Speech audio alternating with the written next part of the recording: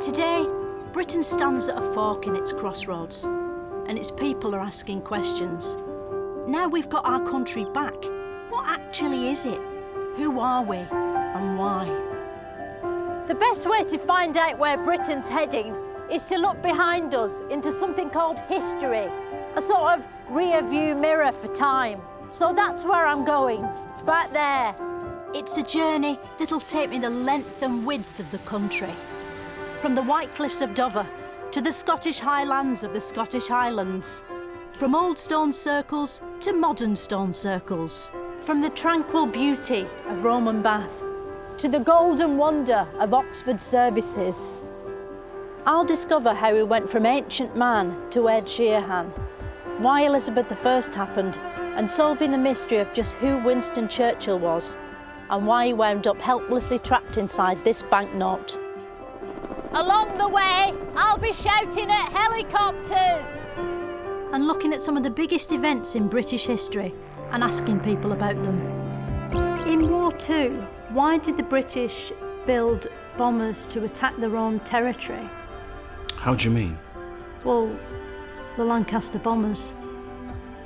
And also, walking somewhere impressive with my mouth shut, while my voice speaks anyway, like I'm talking aloud in my own head. All of it taking place in this sceptred isle we call home. So join me, Philomena Cunk, as I take you right up the history of the United Britain of Great Kingdom. This is Cunk on Britain.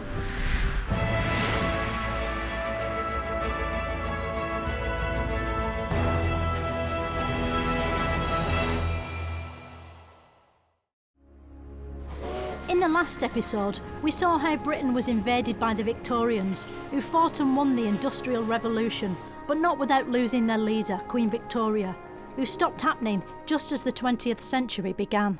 Now, as well as a new century, Britain had a new monarch, King Edward, who, despite his name, wasn't a potato, but a man. Edward's coronation was a grand affair, celebrated with a song that was to become Britain's unofficial theme tune, Land of Open Glory.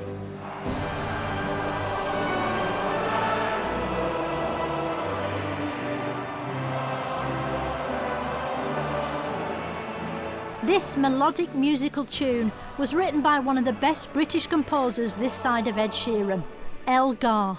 Who was Elgar?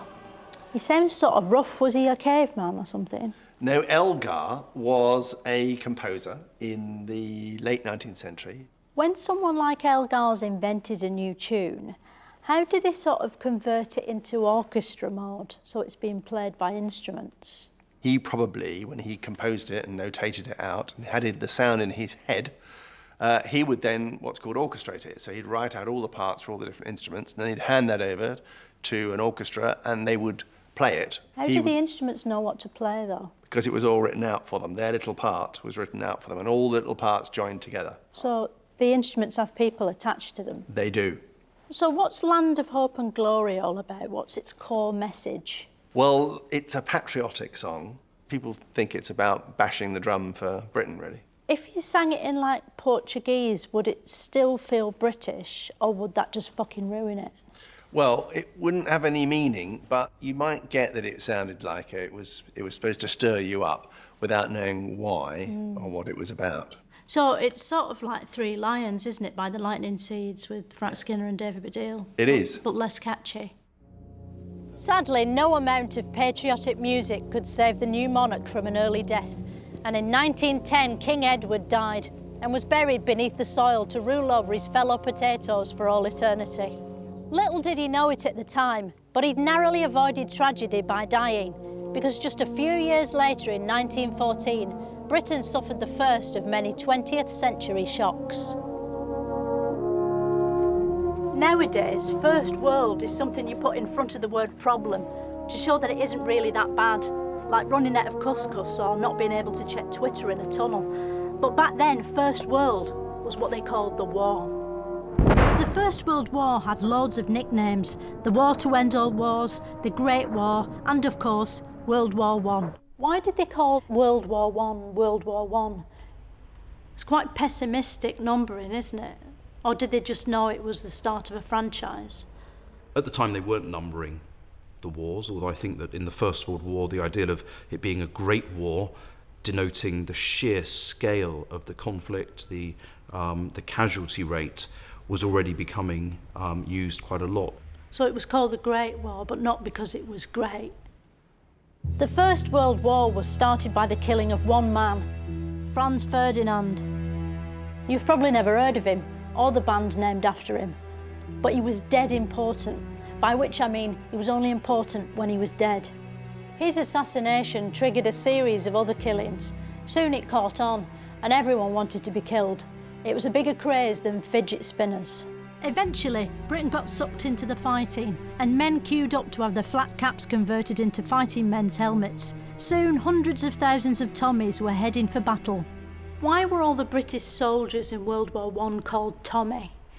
Was that just a coincidence?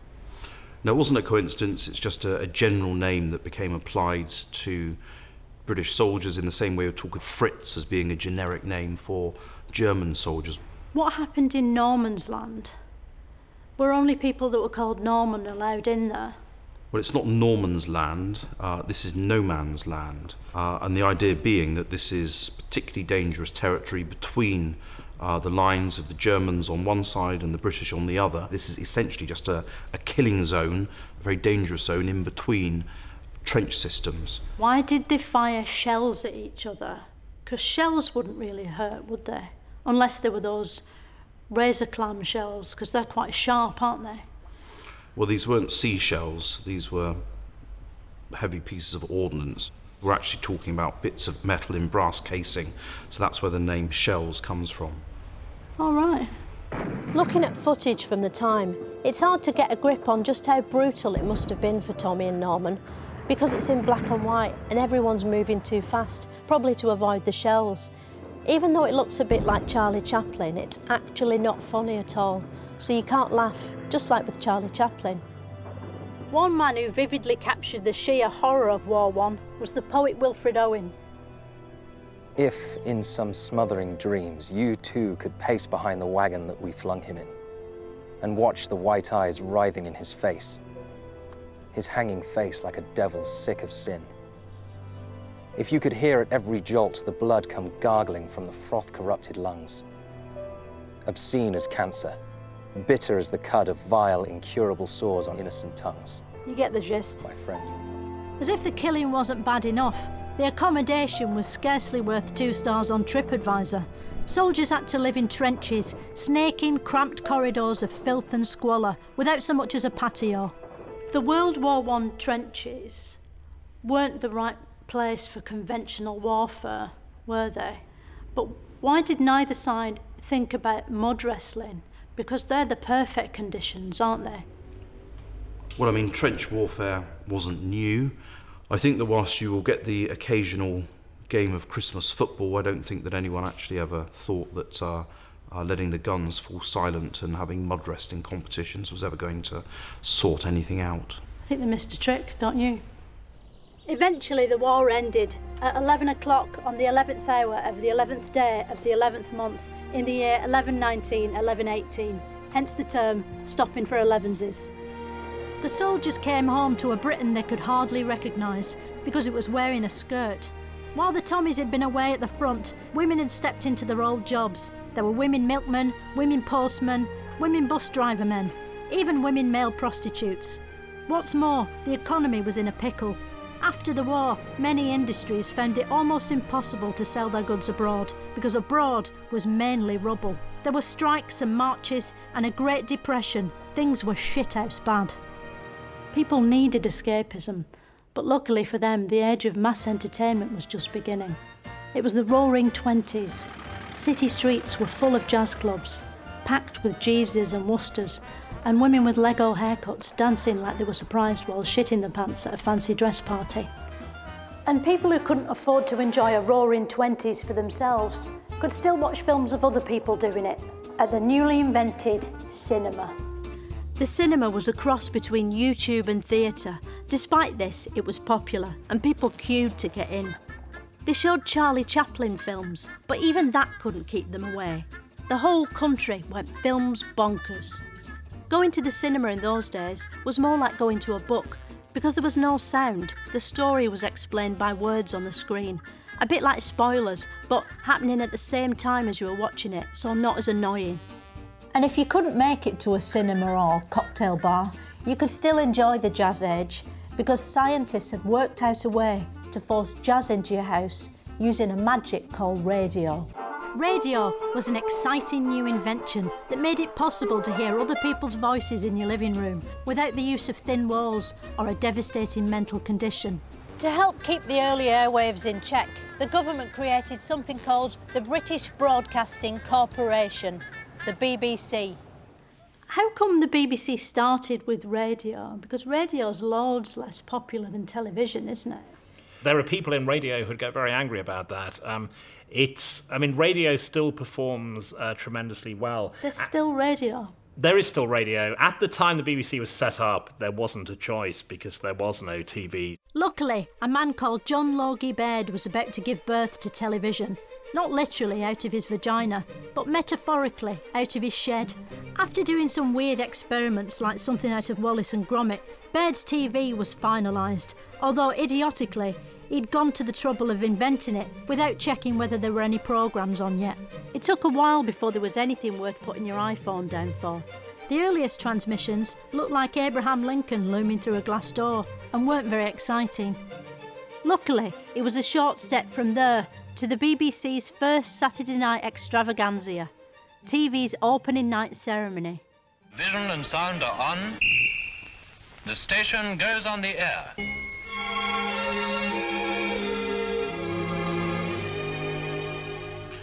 A mighty maze of mystic magic rays. The show got a record audience of 400, the sort of viewing figures BBC 4 still dreams of. Despite its popularity, the BBC was causing controversy from the start, and the powers that be were suspicious of it. Why did the government start the BBC in the first place? It seems like these days they're always trying to close it down. Was it one of those stupid mistakes they made, like Brexit? The government didn't strictly start the BBC. The BBC was originally a private company in 1922. It employed a rather fierce Scottish guy called John Reith. And people still talk about Reithian values and Reithian broadcasting. Reithian values were to inform, educate, and entertain. What, all at the same time? Yeah. Since those early days of black and white tat, the BBC has grown throughout the years to become one of the biggest programme shitting machines in the world, making groundbreaking, iconic programmes which still try to inform, educate or entertain. So the BBC is supposed to inform, educate or entertain. And entertain. I'm going to list some BBC things and I want you to say whether they inform, educate or entertain. Okay. News at 10. Inform. Open University. Educate. Doctor Who. Entertain. Strictly Come Dancing. Entertain. Holmes Under the Hammer. Entertain. Inspector Phillips. What is Inspector Phillips? Oh, I made that one up. That was just a trick question. Okay, well, it didn't work. Sounds real though, doesn't it? Inspector Phillips. No, I instantly knew that it wasn't a real one. Eat Well for Less. It's where Greg Wallace and another man see how much a family spend on a week's shopping and then criticise them. Make them eat porridge from Lidl. Inform. Well done. Sorry, I wasn't totting up the scores. Thank you. But this golden future of television would have to wait, because back in 1939 times, the TV signals were suddenly switched off, because someone decided to start another war to end all wars. When he became leader of Germany, Adolf Hitler was a funny-looking character with silly hair, a bit like Boris Johnson, but he turned out to be a hateful maniac who would let nothing get in the way of his ambition, a bit like Boris Johnson. Hitler believed the Germans were an elite race, like the Grand Prix.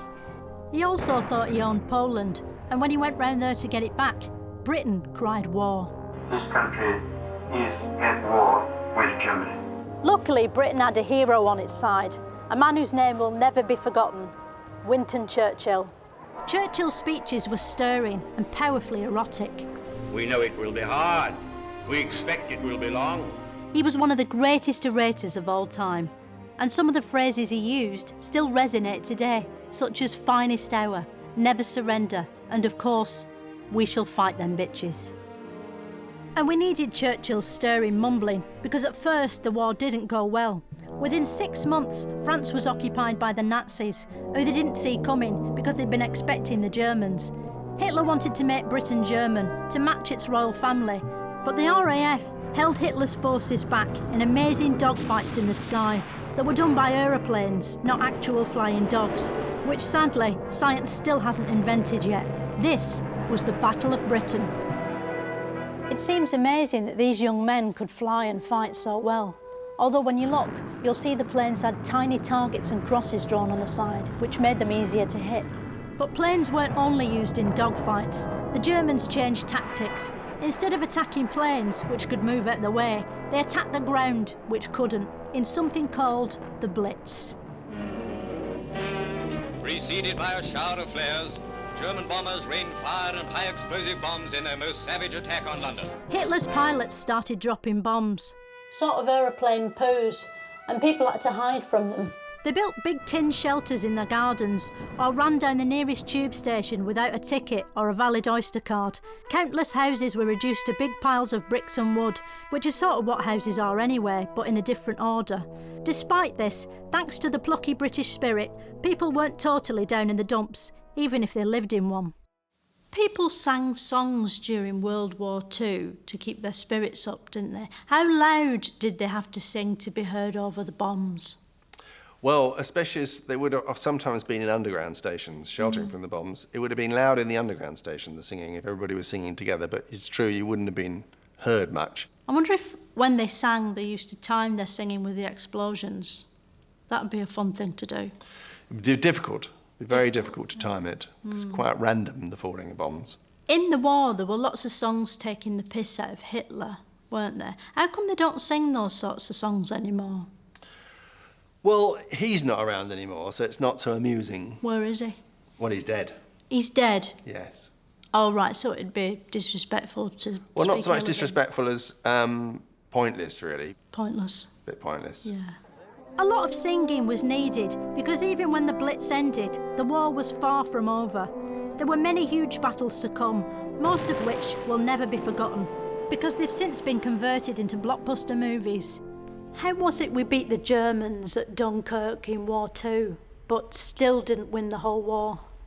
Well, first of all, I think we've got to stop calling it War II. I mean, it's the Second World War if you're American, and you have to have it this way, it's World War II. But, you know, that's the language we tend to use. But in terms of Dunkirk, I think that's the wrong way round. We actually lose at Dunkirk. We lost at Dunkirk? We lost at Dunkirk. I mean, I don't think so. It turns out Dunkirk was a huge disaster. Like most sequels, War II was proving less fun than War I.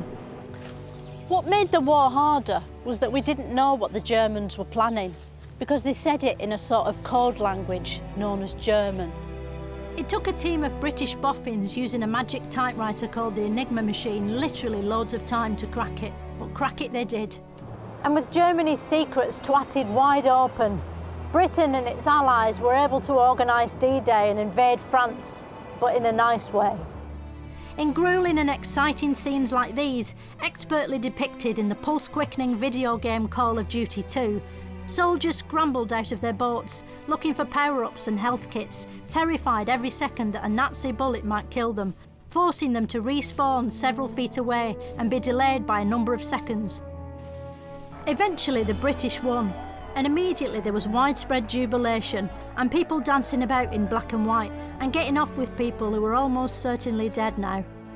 A new, hopeful era had dawned, an era which 41 years later included the BBC painting and decorating television sitcom Brushstrokes.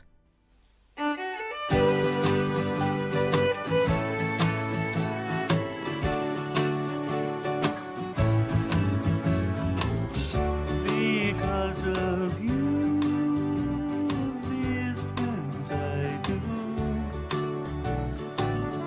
Because of you. Because of you. Oh. After the war, returning soldiers rewarded national hero Winston Churchill by voting him out of office. And the Britain that Britain came home to was a smaller Britain than the Britain had left. The empire was crumbling. Places like India decided they weren't British after all, which was sad because those countries had lots in common with us. They had the same person on the stamps, they spoke the same language, they were the same colour on maps. But despite all that, they chose to act as if they weren't part of Britain, just because that was geographically true. What's more, around the world, superpowers like Russia and China were on the rise. The future looked more uncertain than ever, and in 1948, one man wrote a book full of chilling predictions about just how terrible that future might be. This is the book, George Orwell's chilling classic, 1984. In the book, using nothing but words, Orwell depicts a world in which people are manipulated by screens, manipulated by the media, manipulated by the government, something which thankfully didn't and couldn't happen. Although 1984 is set in the year 1984, it's not a 1984 anyone who lived through it would recognise. Orwell didn't predict Band-Aid or Ghostbusters, or Radio 1's Mike Reed banning Frankie Goes to Hollywood for singing about spunk. In fact, almost the only thing he got right was that there'd be a thing on the screens called Big Brother, and even then he didn't predict that it would eventually be on Channel 5. Orwell's scary vision spooked Britain so much it tried to avoid a nightmare future by reinventing itself, and the government was going to help. The post-war Labour government was one of the most radical ever, kind of a cross between Jeremy Corbyn and the Taliban. A landslide swept Labour to power, with a majority unexpected even by its own leaders. They were seen as the biggest architects of something called the welfare state. Where is the welfare state? Where is it? Yeah. Well, it's sort of all around us. Yeah, but where specifically in Britain? The welfare state is a phrase that refers to, broadly, the help that government gives to all of us. The welfare state helps people from the cradle to the grave. So is it just for people lying down? It certainly helps people lying down. They help to, they give out bits and bobs, don't they? Yes, they for poorer people, they provide schools and housing and benefit payments, top-ups to your wages if you're How working. did they decide what not to give out for free? Like, was there ever a plan to give out free crisps? I don't think they've ever given out or thought about giving out free crisps. Although I quite like crisps. I love crisps. I don't think many people would argue that you can't have a decent life without free crisps. I think I'd kill myself if I couldn't have crisps. As part of its reforms, the government introduced the National Health Service, or NHS for less long. On July 5th, the new National Health Service starts, providing hospital and specialist services, medicines, drugs and appliances. Once the NHS arrived, if you were poor and you got sick, you weren't on your own anymore. You were in a crowded waiting room full of other sick people. Suddenly, you could see a doctor free of charge, like you can every Saturday evening on BBC One. But staffing all those hospitals wasn't going to be easy, so Britain looked abroad for help. In 1948, the government granted British citizenship to everyone living in Commonwealth countries, a sort of reverse Brexit, or TIC-SERB. And a few months later, 492 migrants made the journey from the Caribbean to Britain on board the Empire Windrush, which was a sort of sea car or boat. The newcomers soon discovered life in Britain was very different to Jamaica. It was colder, wetter. We had potatoes instead of posh fruits. But they soon settled into a British way of life, not smiling and being permanently tired. Britain was becoming multicultural, although not everyone was happy. Not even racists, who at long last had someone new to hate, apart from Jews, Italians, Spaniards, women, the Irish, the French and the poor. Because far-right Facebook groups hadn't been invented yet, the only way racists could express their fury was to take part in race riots, which are sort of artisan pop-up festivals of hatred. Today, racist bigotry has no place in contemporary Britain, except Kent. Britain was welcoming a new era, and it was about to get something mega new, a new monarch. The royal family had experienced a rough few decades. Before the war, King Edward had abdicated so he could spend more time in his mistress. His brother George also vacated the throne unexpectedly early to spend more time in his coffin. This meant his eldest daughter Elizabeth was to be the new female king at the age of just 25. Now the Princess Elizabeth we knew and loved returns amongst us as our queen. For centuries, the coronation of a monarch was a sacred event that took place behind closed doors, just like a visit to the toilet, but more dignified than that makes it sound. But now, thanks to progress, everyone was allowed to peek behind those closed doors. In 1953, millions of Britons watched the Queen being coronationed on their new televisions. It must have been like watching The Crown on Netflix, but live and actually happening. Like Britain's Got Talent, but more serious. Like Game of Thrones, but set in the real world, and starring Queen Elizabeth like The Crown again. Afterwards, incredibly, people didn't take the TVs back when they found there weren't any more coronations on. They kept them in the front rooms and never went out again. As well as a new Queen, the nation had got itself a new Prime Minister. Britain was changing so fast that the only way to tell what country it was to keep getting everyone to wave flags. The national mood was shifting. It's the 1950s, a time of great change. The war's over, the NHS has been founded, the coronation's on TV, Mario 64's redefined the platform game for a new generation, and Anthony Eden's Prime Minister. How did Britain feel about these things? Well, I don't think computer games had been invented by the 1950s. The other things, I mean, the population was pretty positive about the coronation. That was a cause for excitement. Anthony Eden, perhaps less successful with the Suez crisis. What was up with the sewers? Did someone try to flush something that was awful? No, the Suez Canal. What, the canals used to be sewers? That's disgusting. No, Suez. It's a place. All right. During this Suez crisis, events in Suez reached crisis point. More research needed. Make sure script amended before voiceover record. And it wasn't just grown men who were causing trouble. A new form of human being called the teenager was evolving. Teenagers were creatures that looked like adults, yet had the minds of children, like professional footballers do today. And the young generation as a whole was about to deliver Britain a series of shocks that would shock it right up the shock box. On the next and final episode of Cunk on Britain, I'll see how the groovy young people of the 1960s encouraged Britain to tune over, turn off and drop up. And Britain experienced a golden age that sadly couldn't last. In the 1960s, if you switched your television on, you'd get Morecambe and Wise, Cilla Black, Bob Monkhouse, David Frost. But nowadays, they're all dead. Why is that?